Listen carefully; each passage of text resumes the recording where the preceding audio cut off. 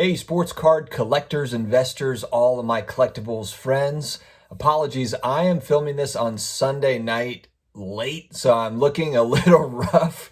I'm exhausted, but I wanted to get this out for you on Monday morning. I wanted to make sure I have something kind of my usual, got to stick to it, have these consistent videos out. And I thought this was a good topic. This was actually one that was suggested to me by my wife, and I thought that it was really good. I don't know how I haven't really covered this in the past. But first, before we get started, please hit that subscribe button. We just crossed over 8,000 subscribers and we just keep on trucking, guys. It's great to build this community and it's awesome having you here. So make sure if you want to put something in the comments, I try to respond to as many comments as I can. Really enjoy kind of going back and forth and learning about your collecting and investing journey as well.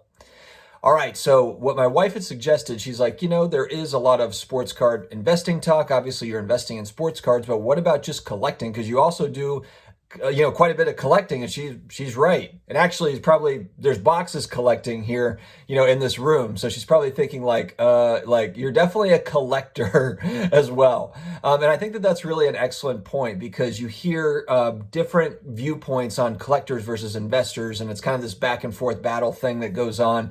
And I really do believe that most of us are kind of hybrids of those. However, I do think there are just pure collectors that don't really care about values. And then there's pure investors that are just here to flip and flip and flip and flip and make money doing it. And that's perfectly fine too. I'm somewhere in between there. I bought a Marvel set, the 1990 Marvel Impel set. That's very popular now. I got it kind of as it was going up. I got it kind of a FOMO thing where I was like, you know what, if I'm going to get a set of this, I want to get it before it gets just too expensive. So I didn't pay a huge price for it. I paid about $150 for the full set without the holograms. But that was an example of just one where I traded that set with my buddies back when I was, 9, 10, 11 years old. And I just wanted to have that set. So it's in a binder. It was perfect. It's in a binder. I'm not as worried about if they're going to grade out. I'm not trying to grade them. Strictly a collector move, and that's what I do. I have a set of 89 score football in the same way. I've got a set of 87 Topps football. And so, it's stuff like that where, I've got Drew Brees cards, which I guess from an investing standpoint, Drew Brees is probably not a bad play there long term. But, that's more of, look, I'm a huge New Orleans Saints fan, so I've got some Drew Brees rookie cards. I think that there is an importance to, keeping, I know that sometimes I get frustrated when there's, collectors that come and say they can't get retail, they can't get, the products that they're used to getting at prices that they want. And it's just a matter of demand having just completely shot up over the last couple of years. I do understand their plight. I certainly understand it. But, there's also kind of an argument against, the argument is made about what about the youth and how are they going to get into it? And even when I was a kid collecting in 1990, where it was a far more primitive market than it is now. There was no grading. There was just, there was cards. There was a ton of cards printed. It was different. But even then there was different price points to get into. I remember, like I've talked about on the channel, 89 score football was very expensive in 1990, 89 and 90. There was, I remember looking at Jim Kelly rookie card 87 Topps, near mint or whatever the dealer, said that it was. Who knows? That was back when it was just, we just all argue about grades. But the card would be $40, $50. I remember Michael Jordan rookie cards being $300, $400 in 1989 in the card shop raw. So there's price points to get into at every different stage. So while I do understand that plight, I also think, here's my thing. If my little ones want to get into cards and they want to, kind of open packs, I'll just get them junk wax era stuff. There's plenty of 89 Pro Set football out there to open.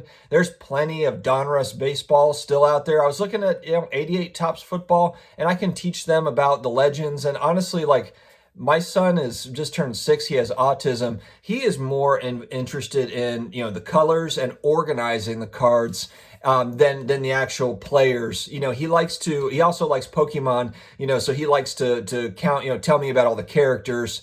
So there's a lot to do. A lot of it has to do with just organizing for him. And my daughter is not really into it yet. She just thinks it's cool that I have a YouTube channel. She doesn't really care about the actual, what it's about in the cards and everything else and collectibles.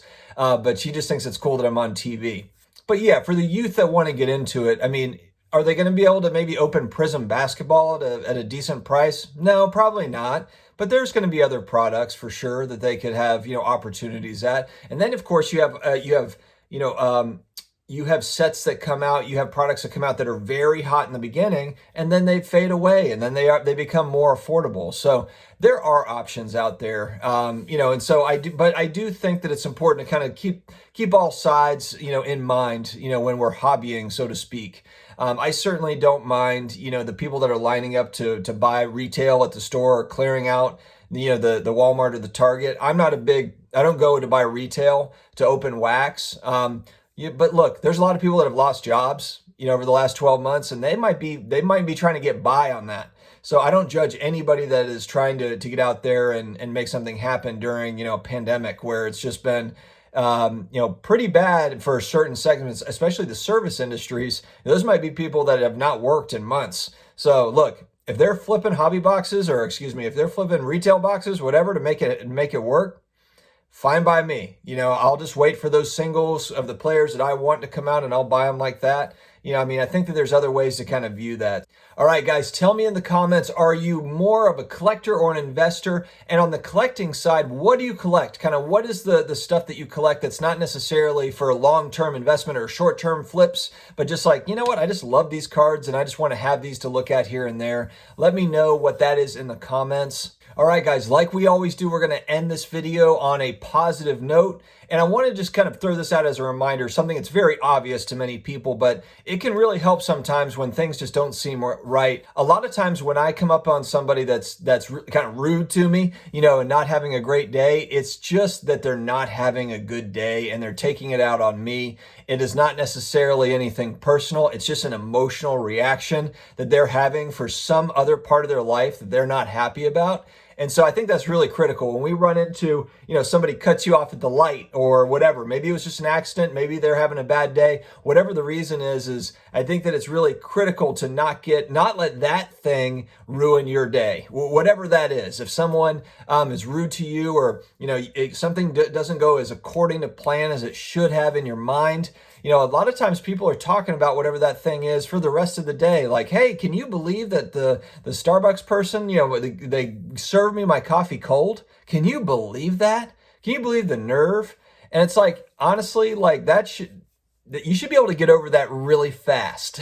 And so that's my point. I think that sometimes and I do it too. Sometimes I'm hanging on to something and then I look back, I'm thinking like, why do I care about this? Why is this ruining my day? It's ridiculous. So just a reminder, if someone brushes you up the wrong way or whatever this week, probably just having a bad day, just move on from it, forgive and move on. Probably not a big deal. So anyway, guys, thank you very much for joining me today. I will be back tomorrow with Tuesday Hobby News, and I will also be on with Flipping Steve Tuesday night and Jeremy from Sportcards Live tonight. I'm excited about it. All right, guys. Tonight meaning Monday night. There we go. It's been a long day. All right, guys. Have an awesome week. We'll talk to you later.